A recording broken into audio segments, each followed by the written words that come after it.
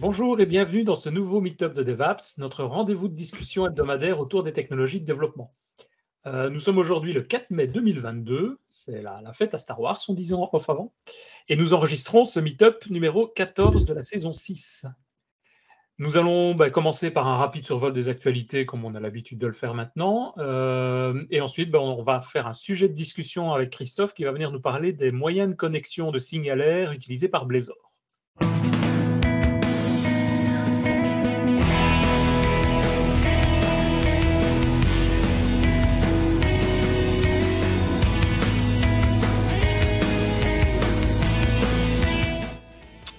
Mais d'abord, je vais peut-être d'abord passer la main à Christophe qui va normalement nous parler de Visual Studio 2022 et d'une nouveauté au niveau de la preview.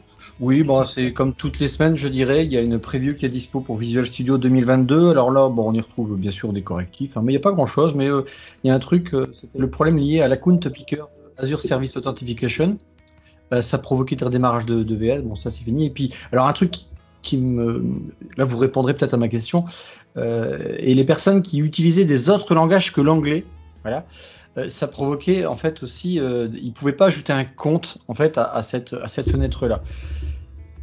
Pourquoi? Expliquez-moi pourquoi il y a des différences si vous utilisez des langages, votre VS en français, en anglais ou en autre que l'anglais. Putain, c'est un truc que je piche pas, quoi. Quand tu as un VS anglais, nickel. Mais là, pareil. Voilà, si tu avais ton VS en français ou en français belge, peu importe, eh ben, tu avais des problèmes, tu pouvais pas jeter de compte. Putain, c'est un truc que je ne comprends pas. Enfin bon, voilà. Je ne sais pas. Mais qui est-ce qui utilise déjà un Visual Studio qui n'a pas une interface en anglais? Non, mais le dernier, je l'ai mis en anglais, mais je veux dire, moi, je l'utilise pas en fait en français. Mais c'est un truc, voilà, ça m'a toujours choqué. Je dis, mais putain, mais quel rapport avec les traductions du logiciel, quoi, tu vois? Ils ont fait un test dans le code. If le bouton égale clic. C'est ça. Bon, enfin, bref, tiens, Denis, tu nous parles de GitHub Desktop. Oui, et donc, oui, moi j'avais une petite news là-dessus sur GitHub Desktop, comme tu le dis. GitHub Desktop version 3 vient de sortir, le 26, je pense, donc il y a quelques jours. Donc GitHub vient de publier la version 3 de GitHub Desktop, qui est donc un client pour pouvoir gérer ses dépôts Git. Hein. Pas uniquement GitHub, moi je l'utilise depuis quelques semaines maintenant, je trouve ça de mieux en mieux, entre guillemets, c'est pas mal. C'est un projet open source évidemment aussi. Et donc il apporte plusieurs nouveautés intéressantes. Ainsi maintenant les utilisateurs, on peut désormais voir le statut des exécutions de pull requests pour s'assurer que le code est prêt pour la production par exemple. Et on a également la possibilité de réexécuter des vérifications échouées ou individuelles de l'action GitHub. Et donc, vous retrouverez tout ça sur desktop.github.com, qui est le site où on peut télécharger cette version-là, voir le code source. Et je vous dis, c'est en étant en open source, donc forcément gratuit aussi, il y a quand même quelques fonctionnalités intéressantes pour manipuler les dépôts Git. Et Adrien, par contre, avais toi vu quelque chose au niveau d'Edge? Ah non, c'est moi qui l'avais vu tout à l'heure. Pardon. Ouais, c'est en partenariat avec Cloudflare que Microsoft qui va intégrer un VPN à Edge. Et lorsque l'on utilise les réseaux Microsoft Edge Secure, les données sont acheminées via Edge, via un tunnel chiffré, un VPN, pour créer une connexion sécurisée, même si on va sur des sites HTTP sans le S. Donc Microsoft il va empêcher les fournisseurs de services internet de collecter nos données telles que de tous les sites qu'on visite. Le service il sera gratuit mais dans une limite de 1 giga par mois avec notre compte Microsoft, bien sûr, il faut connecter notre navigateur. Et la fonctionnalité, bien sûr, elle se désactivera automatiquement dès qu'on fermera Edge.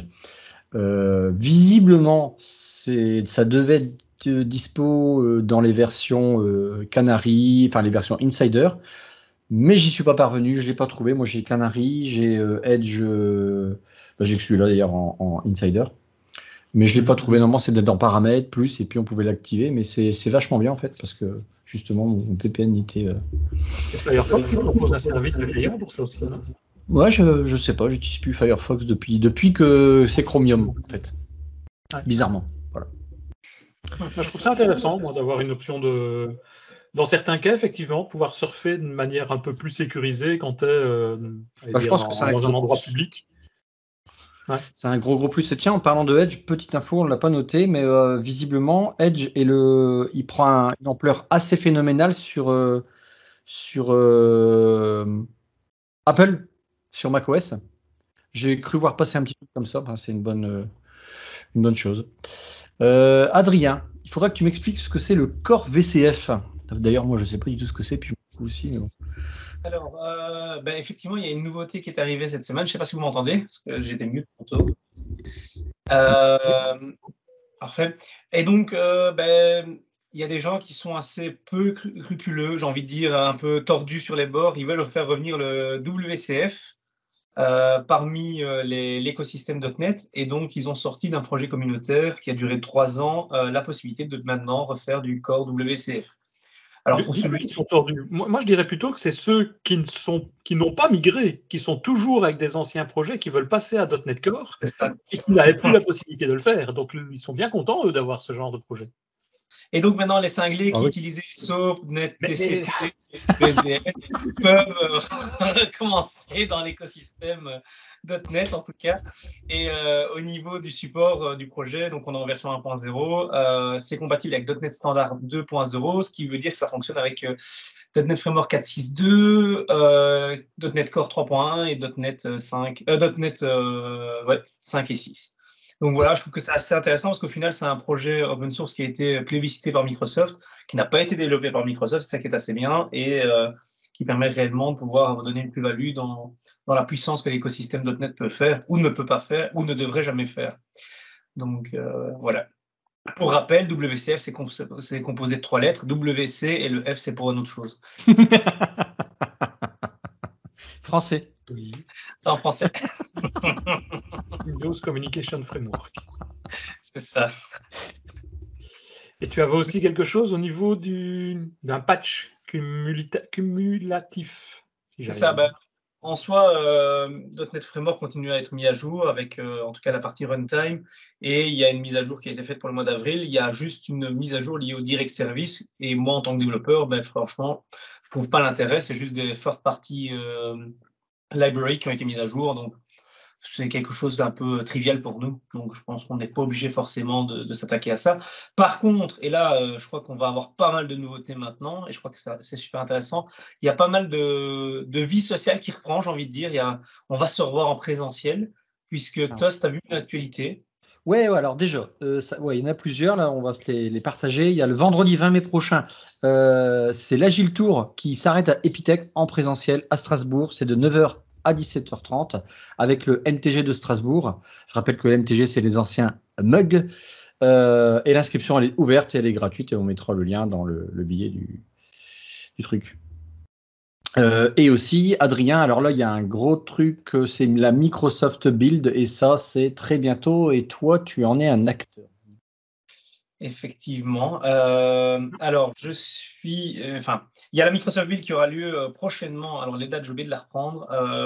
C'est le 24 et 25 mai, si je ne m'abuse, ou c'est le 25 et 26. Et donc, c'est la grande messe des développeurs portée pour tout ce qui est développement Azure, surtout accès Azure, mais qui permet de pouvoir avoir pas mal de nouveautés. Avec, parmi les nouveautés, j'espère, des nouveaux Blazor, pas mal de choses en C# ou autres. Et de l'Azure, en veux-tu, en voilà. Mais c'est pas uniquement aux États-Unis normalement. Si à la base c'était uniquement aux États-Unis, et ici c'est online aux États-Unis, mais Microsoft France voudrait, et ici l'ont fait, inviter des partenaires pour faire une micro-build en présentiel dans les bureaux de Microsoft à Paris. Et donc sur cette base-là, ils ont invité certains MVP, dont je fais partie, à venir tenir une table ronde qui sera à la fois disponible en présentiel, mais aussi en live. Pour ma part, j'aimerais présenter industrialisation et modernisons nos chaînes de déploiement CI/CD avec DevOps. Et je dois être accompagné d'un Microsoftie, donc je suis à la recherche d'un Microsoftie. J'en connais. Attends, il suffit de regarder l'écran. J'en vois un là-haut. Donc voilà, peut-être avec Denis, je serai accompagné de Denis pendant la présentation en tout cas. Mais je sais pas, normalement je devrais passer en tout cas, après je sais pas par rapport à cette table ronde là, mais je vais essayer de passer là-bas. Tu as eu des infos, justement, le présentiel à Paris, c'est-à-dire que ça va quand même être limité, donc il y aura une inscription, bien sûr, je pense, gratuite. parce que il faut rappeler qu'initialement la build c'est payant, en tout cas aux États-Unis quand elle était en présentiel, mais là à Paris ça sera gratuit. On a des infos, il y aura un nombre limité, il y aura. Il y a effectivement un nombre limité. Pour le moment, c'est lié aux communautés et aux partenaires. Donc là, j'ai fait une demande pour savoir si on pouvait inviter des membres de la communauté, DevApps ou même d'autres communautés. Je suis en attente parce que là, ça dépendra un petit peu du nombre de partenaires qui auront déjà signé ou ceux qui seront disponibles, les nombres de places qui seront encore disponibles après. Mais dès que j'ai des infos, à ce moment-là, je vous envoie les infos, tout en sachant que l'idée, c'est d'avoir le 24 et 25 des conférences dans les amphithéâtres, avec des tables rondes, avec des stands partenaires. Le soir, dans le grand amphithéâtre, on aurait la retransmission en direct de la build sur grand écran avec une petite watching party. Et après, il y aurait, et là, je ne sais pas si c'est officiel ou pas, mais on aurait la possibilité d'aller boire j'allais dire des pintes, mais des verres tous ensemble, toutes les communautés avec Microsoft derrière. Donc voilà, c'est Et dangereux pour la santé. ça. Oui, c'est ça. Consommer de la. C'est quoi en France? Beaucoup d'alcool est dangereux pour la santé, consommé avec modération. Voilà, nous en Belgique, on est mieux, c'est le savoir se déguste avec sagesse. Ah ouais, nous c'est comme ça. En parlant de bière, il se passe pas un truc en Belgique et cette fois-ci en vrai présentiel et la totale? Exactement. Alors du 23 au 26 juin, nos amis du Microsoft, du Meet Innovate Create de Mons, Microsoft Innovation Center de Mons, mais ça a changé, organisent leur deuxième ou troisième édition du Hack in the Wood. Donc c'est pendant un week-end que vous venez avec votre tente, votre PC et vous codez pour un monde meilleur. C'est-à-dire qu'il y aura plein de projets pour des ONG et pendant l'instant d'un week-end, il y a un gros hackathon tous ensemble, des coachs, des sessions, de la bière, des barbecues, des feux de camp, du fun et des karaokés à partir de 2h du matin dans le camping. Alors pour l'anecdote, pourquoi je dis ça? Simplement parce que il y a 2 ans, Nathan, que vous connaissez peut-être, a voulu chanter sur scène un karaoké, sauf que on avait essayé de couper la musique pour qu'on n'entende que lui autour de la scène, sauf qu'on a réussi à couper toute la musique, mais on n'avait pas coupé en fait les haut-parleurs du camping. Et donc en fait, ils entendaient juste Nathan chanter, mais sans la musique derrière. Donc je pense que les pauvres, ils ont dû faire des cauchemars. Déjà que Nathan a une voix un peu stridente, mais en plus, s'il chante faux, ça a dû être délicat en tout cas. Ah, c'est énorme. Donc voilà. Donc ça, c'est l'aspect un peu plus communautaire. Normalement, il y a encore une petite actualité communautaire. Je crois que c'est Toff. Ouais, si vous avez manqué le Devox France 2022, écoutez, les 176 vidéos sont maintenant disponibles sur leur chaîne YouTube qu'on mettra dans le lien. C'était là il y a 2 jours, ça va être terminé. Pour la petite histoire, d'ailleurs, j'étais voir un peu. Devox a été créé par un Belge, en fait, par le groupe Belgium Java User Group en 2001, par Stephen Janssen.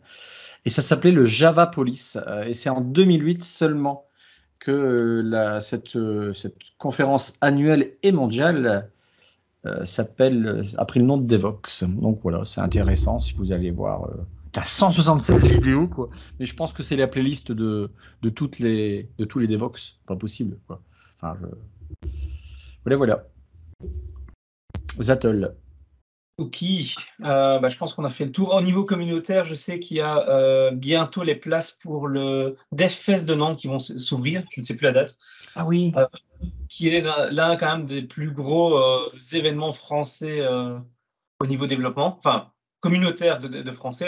C'est vrai qu'après Microsoft ne fait plus vraiment d'événements, donc c'est pas non plus important. Mais le Call for Paper est toujours ouvert. Je pense que ça leur fera un plaisir qu'on fasse un petit clin d'œil pour leur dire que le Call for Paper est ouvert.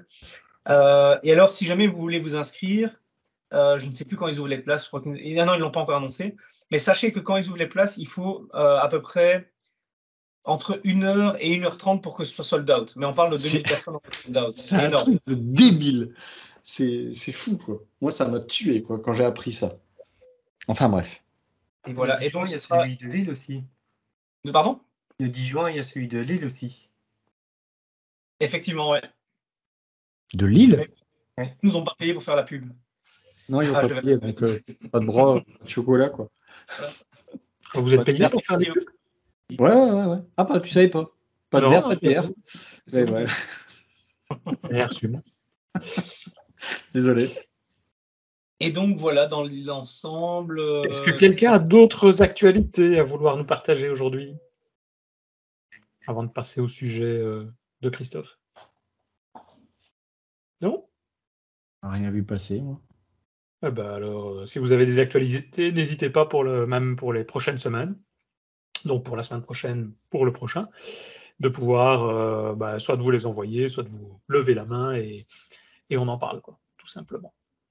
Mais s'il n'y a pas d'autres infos pour le moment, Christophe, peut-être reprendre la main, peut-être partager ton écran, je ne sais pas comment tu veux. Bah, ça va mieux, ouais, parce qu'en fait, on a expliqué du code, ceux qui écoutent en podcast, si on en connaît, on en a vu il n'y a pas longtemps, où écoutez, ben, c'est un truc de fou, quoi. Les mecs, courage, vous êtes courageux. Ouais. Mais il y en a. En fait, j'avais un problème avec mon Blazor, enfin pas un problème, quelque chose qui me... Vous voyez mon écran? Ouais, super. Ça me chagrinait, c'était ça en fait. Si vous voulez. Il y a Denis qui va dire en 4 minutes, est-ce que tu peux zoomer s'il te plaît? 4 minutes non, voilà. Voilà, si vous voulez, là je suis en Blazor serveur et ben, quand il n'y a plus d'activité, eh bien vous avez ce message-là qui est par défaut. Et je trouvais ça un peu moyen parce que dans votre code, on retrouve rien du tout de cette partie-là. C'est fait automatiquement. Donc, on a un peu cherché pour améliorer un peu le côté, comment vous dire, l'expérience utilisateur un peu plus propre que ça. L'ergonomie. L'ergonomie. Alors, là, je relance un petit programme. Play, donc là, c'est une application de base, hop, qui se lance sur un autre écran, bien évidemment. C'est voilà. Je vais la copier. Alors, je pourrais éteindre mon. Bon, elle est déjà faite. Formidable. J'avais comme si j'avais anticipé le truc. C'est un truc de fou. Alors, donc là, je vais réactualiser ça. Voilà. Celle-là, je la dégage. Et voilà. Automatiquement, on a ça qui va tourner. Et là, pendant 8 fois, toutes les minutes, je crois, ou toutes les 30 secondes, par défaut, je ne sais plus, il va chercher en fait à se reconnecter. Alors, si on regarde un peu ce qu'il fait derrière, F12, voilà. Si on va aller creuser ce qu'il y a ici, c'est qu'en fait, on va retrouver que automatiquement... C'est tout petit, hein. C'est chiant, hein. Je m'en rendais pas compte. Alors, en fait, automatiquement, quand vous avez une application Blazor, en fait, vous avez ici une div qui se met. T'as vu ça, au fait, ça c'est pour le Hot Reload de Denis? Ah oui. Je pense que c'est ça, hein, le Live Preview World qui se met.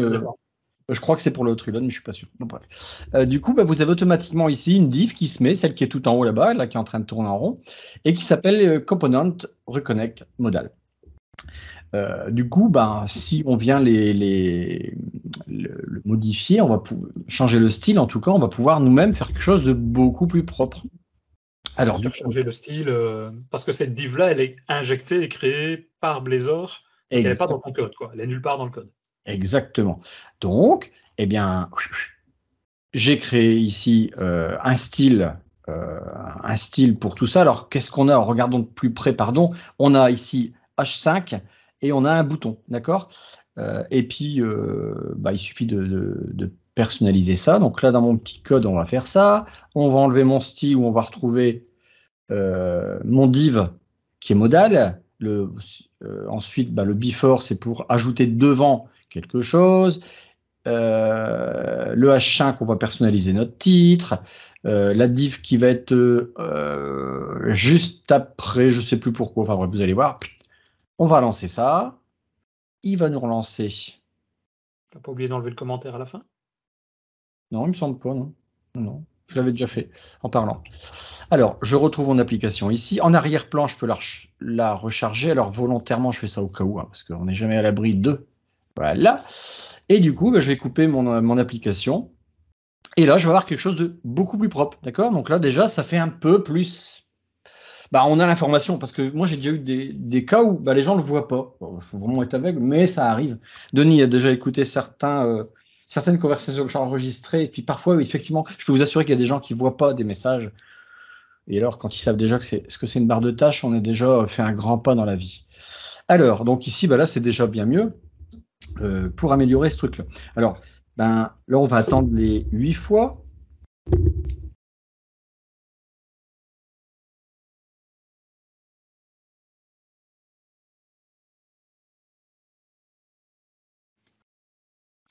Et donc, voilà. Ouais. Donc là, vous avez... Waouh, trop cool.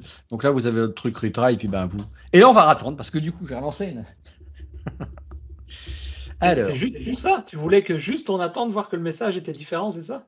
Non, mais c'est parce que comme on peut le personnaliser simplement avec ce truc-là, parce que au niveau de votre Blazor JS, qu'il soit serveur ou WebAssembly d'ailleurs, vous pouvez ici du coup le dire non, tu démarres pas automatique, et dès qu'on le met en non automatique, on va pouvoir nous-mêmes passer différents trucs. Donc en fait, on peut lui faire passer 2 secondes, 3 fois, et à partir de là, vous verrez que ça va quand même aller mieux. Donc vous pouvez un peu jouer avec ça, parce que c'est pas mal du tout. Et là, du coup, je vais réactualiser mon interface. Je vais couper celui que vous ne voyez pas sur mon autre écran, l'application qui s'est lancée. Et là, vous voyez, il n'y a plus que 1 sur 3. Et puis du coup, ça peut parfois aller plus vite parce que aller jusque 8, sincèrement, ça peut être un tout petit peu long. Alors là, en fait, ce qui est bien, moi, ce qui m'intéresse, c'est qu'on peut personnaliser le style de notre boîte de dialogue. Cependant, on ne retrouve toujours pas, en fait, notre propre fenêtre. Alors du coup, c'est facile. On sait très bien que là, ici, ce que fait Blazor, c'est qu'il va rechercher la div componente reconnect modal. Et ben en fait, il suffit de l'ajouter. Quand on va aller dans notre layout CSHTML, eh bien, si on vient les créer, Blazor, eh bien, il ne va pas les rajouter. D'accord? Donc ici, on va avoir ici notre propre div qu'on va pouvoir du coup personnaliser. Et Microsoft, il va se charger de dire, ok, je trouve ta div qui a vraiment ce nom-là en dur. Et c'est peut-être pour ça le français et l'anglais de VH Studio. Non, j'exagère, je plaisante. Et en fait, du coup, il suffit nous-mêmes après de rajouter des styles que l'on veut, parce que sinon par défaut, ça sera visible. Donc dans le site.css, le truc de base, on va du coup rajouter ça. Je vais enlever ça et je vais enlever ça. Tiens, ça, je vais le recacher parce que j'en ai plus besoin.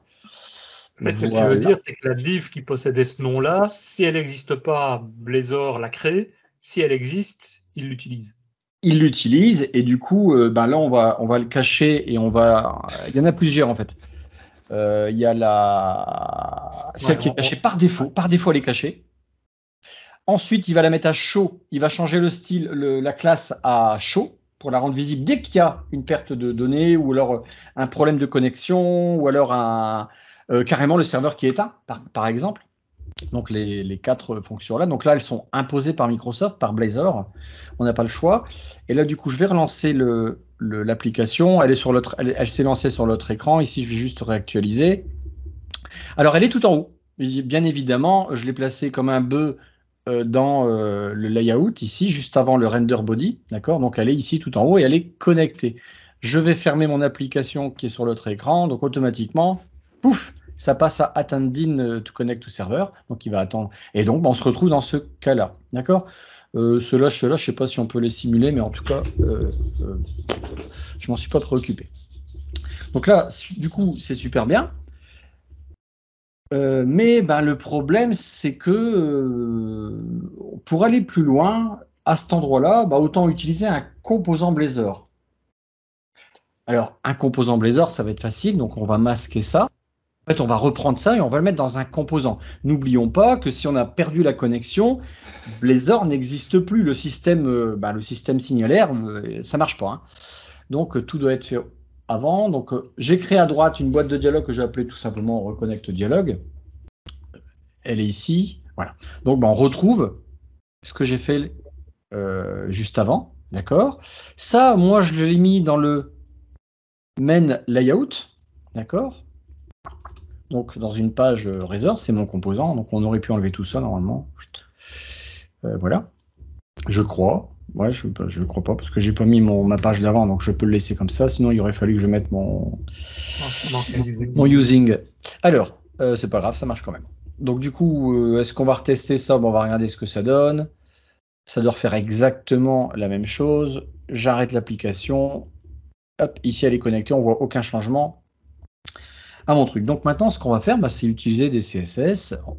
On va laisser ça parce que ça, dès qu'il y a l'erreur, il l'affiche. Dès qu'il n'y a plus l'erreur, il la fait disparaître. Elle est toujours présente, en fait, notre div, d'accord? Et donc maintenant, il suffit de mettre des styles. Et là, j'ai créé une sorte de boîte de dialogue. Hein, donc là, chercher des CSS, il y en a, on peut en trouver plein. Celle-ci, je vais la masquer et je vais enlever celle qui est juste en dessous. Hop, attendez, j'enlève ce truc-là. Alors, qu'est-ce que j'ai fait ici en plus? Si on compare ce qu'il y a là-haut Bonjour avec et le bienvenue connect, dans ce j'ai nouveau simplement Meetup de rajouté Devap ici podcast. une div Je dialogue ne prends et pas chaque puis fois. je me C'est suis un mis, tiens, je vais fichier. mettre une en-tête, Je je vais commence. mettre un corps. J'ai mis ici un petit icône pour que ça fasse un peu plus joli, avec un padding à droite, enfin une petite classe toute bête, un titre.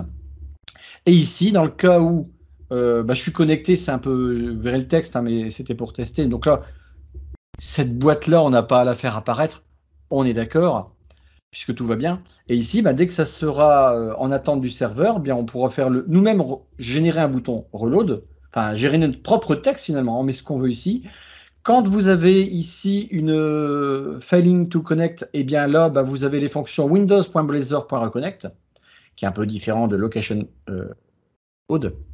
Et on va tester ça tout de suite. C'était fait en arrière-plan, je suis bête. En autre reload, tant pis. Donc là, on voit ma super boîte, oui. Et donc, c'est quand même beaucoup plus joli. Alors, c'est bien.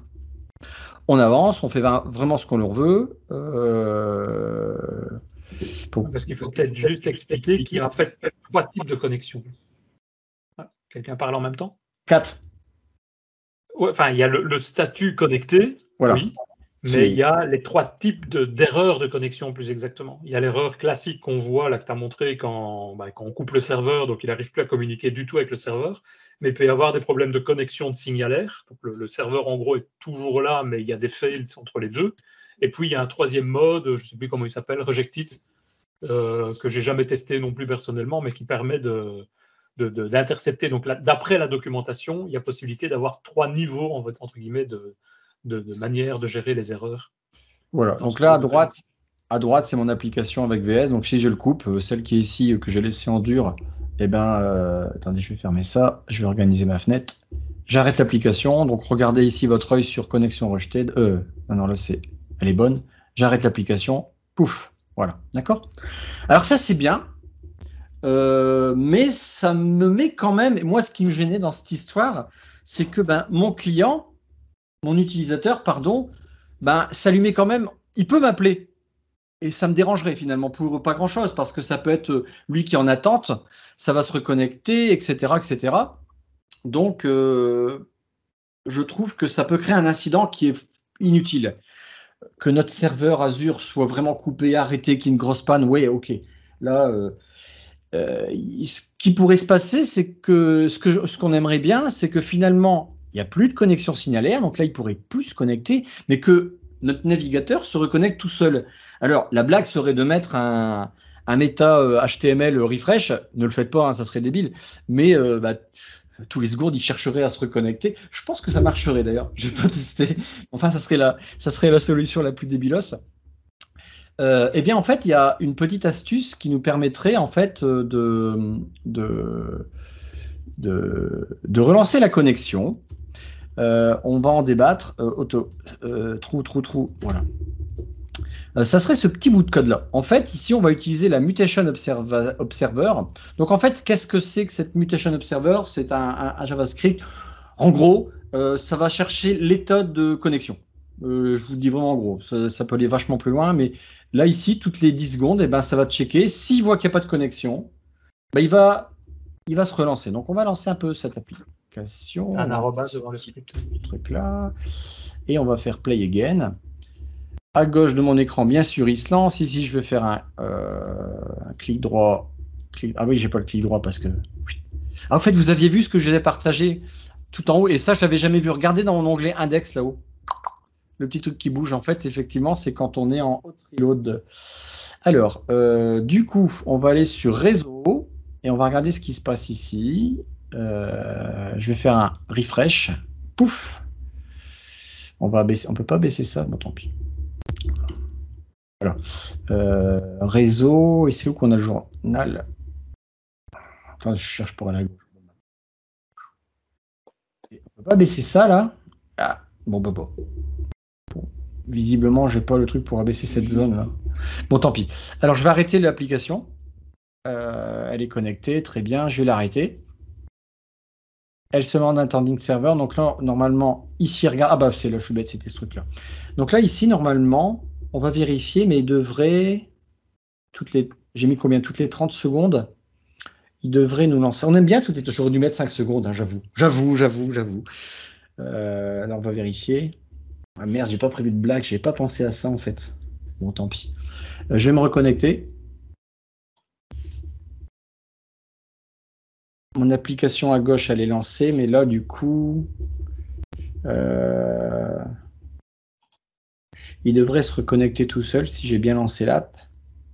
La bonne, en tout cas. Je vais essayer. Qu'est-ce que tu essayes de faire? Moi, j'ai pas compris par rapport à ce qu'il y avait Bah, avant. en fait, là, mon navigateur, donc la partie, la mienne, client, pas le client, l'application, la partie, moi, mon browser à moi, il va en fait rechecker régulièrement tout seul s'il y a une connexion. Donc, en fait, on n'a plus besoin d'embêter l'utilisateur. Ah, tiens, cliquez sur le bouton. Avant. Non. Et un thumbing 1, 2, 3. Non, tu vas voir. Non. Ah. Attends. Hein. Je vais relancer où ce truc un autre Edge, voilà. Hop, on va lancer ça ici. Voilà. F12, je voudrais qu'on voit la partie réseau. Elle est où la partie réseau? Elle est bien cachée. Avec tous les boutons en haut à droite, j'ai du mal à chaque fois à prendre la barre. Je ne sais pas si vous avez le même cas que moi. Réseau, voilà. Ah bah c'est ça que je voulais faire. Voilà qu'il n'a pas fait. Et alors la colonne nom, on peut pas la... C'est quoi ce truc? On peut pas. C'est parce qu'il y en a une qui est plus grande. Voilà. Du coup, est-ce que j'ai bien mis le code? Ouais, il n'y a pas de raison, ça doit aller. On va arrêter le truc. On va relancer le truc. Donc lui, à droite, il a dû se mettre en connect. Hop. Lui, il se lance, mais c'est pas celui que je veux. Et là, en fait, ça devrait aller. Ça devrait fonctionner normalement. Et là, sur le coup, j'ai peut-être un problème, mais j'en vois pas. Et en fait, ça se reconnecte tout seul dans la vraie vie. Voilà. Je l'ai testé tout à l'heure, c'est fait formidable, sauf maintenant, mais c'est parce que c'est de la démo, c'est du live, hein, j'adore. Alors en fait, la question que je me posais, donc là on le verra peut-être, mais pourquoi il ne veut pas se connecter tout seul, mais il devrait le faire. Je m'interrogeais sur ce mutation observer en fait. Est-ce que ça prend de la charge de quelque chose, de le faire tourner? Parce que quelque part, c'est une boucle, hein, puis il va tester en fait la connexion. Là, ici, présentement, il va aller chercher ma fenêtre modale en fait. Est-ce qu'elle existe ou pas? Ah bah tiens, attends, il y a peut-être un truc, bougez pas, hein, excusez-moi. Je vais le remettre à l'état normal, mon app. Est-ce que c'est grave ou pas que ça tourne dans mon navigateur? Est-ce qu'il y a une consommation en fait pour mon client? Je parle bien pour mon utilisateur en fait. C'est ça que je m'interroge et je n'ai pas la réponse en fait. Je sais pas. C'est pour ça que j'aurais voulu vous le faire voir et en même temps si on peut montrer ça. Bon, là ok. Réseau, c'est le réseau que je vais aller voir. Tous les 10 secondes, je vais le ralentir. Je vais mettre toutes les 2 secondes. Je vais le relancer, pardon. Voilà. En arrière-plan, il l'a fait. Vous avez vu là, il s'est reconnecté tout seul, mais c'est parce qu'il n'était pas en erreur. Hop. Excusez-moi, j'ai du mal à prendre mes fenêtres. Voilà. On va l'arrêter. Là, il est actualisé. Je l'arrête. Lui, il ne trouve plus. On le relance.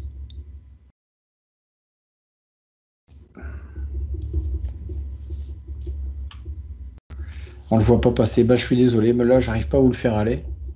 Il y a un truc qui déconne. Le mutation observer, c'est un objet JavaScript, ça? Ouais, tout à fait. Là, ça s'est remis tout seul. Alors, je vais vous l'enlever parce que vous voyez la différence là. Il va se recharger tout seul. Je l'arrête. Je vais mettre ça aussi quand même parce que là, on va va gagner du temps pour que vous voyez bien la différence. Allez, play again. 3 toutes les secondes. Ah, non, c'est bien. Voilà. Voilà. Play. Oh, purée, il faut qu'il vienne devant. Hein. Voilà. Ici. Je l'ai mis tous les combien. Boum, il se reconnecte tout seul, j'ai rien fait. Je l'arrête. Voilà.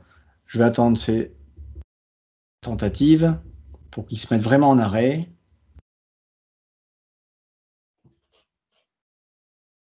Ah, ce que tu veux dire, c'est après les 3 tentatives. Parce que dans les, Ouais, les 3 premières tentatives, là, il est censé se reconnecter. Ouais, je crois qu'il est censé, mais on va vérifier quand même s'il est censé. C'est à ce moment-ci. Voilà. Ok. T'as vu? Et ça, pour l'expérience utilisateur, je trouve ça top. Ma seule question, c'est on a quand même un Mutation Observer qui tourne en fait. Quoi qu'il en soit, il tourne ce con. Mais est-ce que c'est grave ou pas? C'est ça ma question. Est-ce que ça peut être problématique quand on ait ça qui tourne? Mais je me dis, moi, je pense, hein, c'est mon point de vue. Non, on n'est pas dans mon app. On est chez l'utilisateur. D'accord? Oui. Donc, l'expérience utilisateur, je la trouve vraiment géniale, en fait. Parce que là, je le refais voir à nouveau. On va attendre ces 1, 2, 3. Donc, vraiment, qui se met en failure. Donc, il n'y aura plus de tentative. Il ne va pas chercher à se reconnecter. Mais même, on testera un peu sans juste après. Donc là, il va se mettre failure. OK, on est d'accord. Je relance l'app. Il va se mettre par-dessus, hein, parce qu'il est un peu têtu. Oui, je suis d'accord que là, si on n'a pas de code supplémentaire, il ne recharge pas. Là, non, parce que serveur, voilà, Blazor, il n'est plus là. Ouais, c'est ça, ouais. Et il ne fait pas une tentative. Ouais. Donc, c'est ça qui est intéressant. Maintenant, regarde, je vais renlever le code. Voilà, je vais relancer l'app. Je ne sais pas si dans les 3 premières tentatives, si là, il ne va pas se reconnecter. Ah, bah, si tu veux, je peux en mettre plus long. Alors là, il s'est mis parce que le petit code était dans l'application. Donc, je vais lui dire vider et on recommence. Donc là, le code n'y est plus. On va aller sur éléments. On va aller regarder dans le script. Il n'y a plus que ces trucs-là, d'accord? Donc, je vais arrêter mon app. Voilà, 3 tentatives. Je vais tout de suite le faire pour voir est-ce que dans les 3 tentatives, Ah, il va vite. Hein. De toute façon, là, il ne le fait plus, tu vois. Et ça, pour moi, l'expérience utilisateur, je la trouve pas géniale. D'accord. Je sais pas ce que tu en penses, mais moi, en tout cas, j'aime bien. Alors, on va se mettre sur 10 tentatives. Et est-ce que dans les 10 tentatives, il se reconnecte quand même tout seul? Alors, je fais play. On va revider la mémoire à droite. En fait, ce qu'il fait, c'est qu'il utilise un Mutation Observer pour détecter qu'il y a eu un changement au niveau du DOM. Et s'il se trouve sur le message d'erreur qui t'intéresse, là, tu relances et tu fais un location reload pour recharger la page à partir de ce moment-là. Ouais. Je ne sais pas s'il y en a dans le chat qui ont une expérience de l'utilisation du Mutation Observer en JavaScript, puisque c'est un objet JavaScript. Oui, c'est ça, ouais. Regarde. Si ça marche bien, si je sais pas. Non, je ne savais même pas que ça existait. Pardon? Voilà, je ne savais même pas que ça existait. Ah. Hop, là j'en ai mis 10, tu vois, donc en arrière-plan. Putain, j'ai 10 qui vont. Combien j'ai mis de secondes là? 8 secondes pourtant. Pourquoi il va si vite? Mais il s'arrête même. En fait, il va même pas rechercher, tu vois. Quoi qu'il en soit, il ne recherchera pas. Ouais. Donc voilà, moi je trouve ça vraiment bien en fait. Et je suis vraiment pour. J'ai envie de le. En fait, je pense que le vendredi soir, je mets ça en prod. Et puis voilà.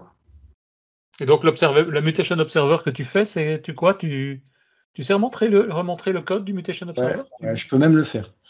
Hop. Voilà, à droite, il y a ça. Alors, en fait, qu'est-ce qui se passe? C'est que tu vas. Tout est. Zoomer un peu déjà. Oh, tu rigoles, non? Non, pas agrandir. Ah, voilà, c'est ça, voilà. Voilà. Donc, en fait, il va aller rechercher le document. En fait, il va rechercher la présence de ça. C'est tout con. Hein. Ouais, c'est ça. Et puis qu'est-ce qu'il fait? Merde, il est là, quoi. Quand il le trouve, tu le trouve. Tu as une fonction. Et puis il fait le reload tout seul. En fait, il appuie sur le bouton tout seul. C'est génial, en fait. C'est tout con comme idée. Et après, il se redéconnecte. Mais, voilà, quoi. Il y a ça, quoi. Alors, voilà, c'est un peu le côté qui Mais il n'y a pas beaucoup d'autres solutions, quoi, à moins que les browsers ils le fassent tout seuls, ou le méta HTTP refresh, mais ça pue, quoi, quand même. Donc voilà. Donc ça, pour moi, c'est vraiment top, quoi. Et l'utilisation de signalaire service a un impact sur la connexion ou c'est transparent? L'utilisation de signalaire service. Azure signalaire service, de ce que j'ai lu, normalement, quand tu fais du Blazor Server, ils préconisent ça, je crois. Bah, je sais pas. Je pense qu'avec signalaire service, tu as une maîtrise plus profonde, je vais dire, plus détaillée que ce que tu as en standard. Mais je pense que tu as le même problème et le même fonctionnement. Ouais. Oui, comme avec signalaire service, la connexion signalaire, elle est toujours là, c'est juste le bout qui est plus là. Oui, c'est ça. Ouais. D'ailleurs, si quelqu'un parmi vous a déjà, on peut pas tester de toute façon ici des limitations de réseau ou des offline en Blazor Server. Bah, tu peux te mettre offline. Ouais, c'est ce que j'ai fait. Tu peux tester, non, avec les outils de développement, puisque derrière, ça passe toujours par le canal HTTP. Bah ouais, Megan. Pourquoi ça là marche pas Bah non. Peut-être que ça marche pas pour les WebSockets. Bah ouais, c'est ça que je pense en fait. Ah oui, ça peut-être que ça marche pas pour les WebSockets, c'est possible. Bah ouais, c'est con. Et donc, enfin voilà, quoi, c'était ce que je voulais vous montrer, que moi, franchement, je vais adopter ça parce que niveau expérience user, c'est pas mal. Et puis on verra bien, quoi. Juste une remarque, je pense que tu l'as cité rapidement, mais juste pour insister, ce que tu as montré, tout cet aspect-là, on parlait de signalaire, ça n'est évidemment valable que pour Blazor Server. Serveur, ouais, c'est marqué dessus comme du Blazor WebAssembly ou du MAUI avec du Blazor dedans, ben, il n'y a pas de signalaire, puisque directement, en WebAssembly, vous avez accès au code, en MAUI aussi. Donc forcément, il n'y a pas de risque d'avoir des problèmes de déconnexion, puisque le code est là. Donc ce n'est qu'en mode serveur. Ouais. Intéressant. Enfin, en tout cas, moi, ça m'a intéressé. Je vais reprendre des morceaux. Voilà. Zatol. Merci Christophe. Je vous en prie. Voilà. Je ne sais pas s'il y avait d'autres questions ou s'il y a des questions.